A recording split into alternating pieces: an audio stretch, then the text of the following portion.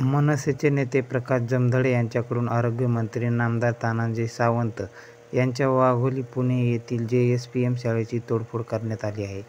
ऐन परीक्षेच्या वेळी विद्यार्थ्यांना हॉल तिकीट नाकारल्याचा आरोप करत महाराष्ट्र नवनिर्माण सेनेचे कार्यकर्ते संतप्त झाले असून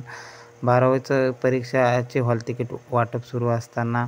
ऐन परीक्षेच्या वेळी विद्यार्थ्यांना हॉल तिकीट मिळत नसल्याचा आरोप करत महाराष्ट्र नवनिर्माण सेनेचे कार्यकर्ते यांनी आरोग्यमंत्री तानाजी सावंत यांच्या पुण्यातील वाघोली येथील JSPM या शाळेची तोडफोड केलेली आहे.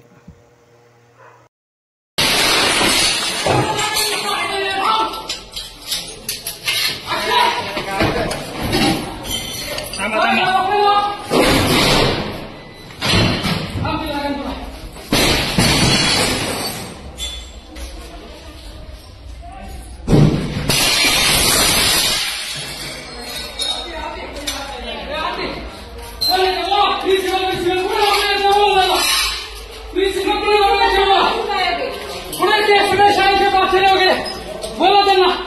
या बोला कसं काय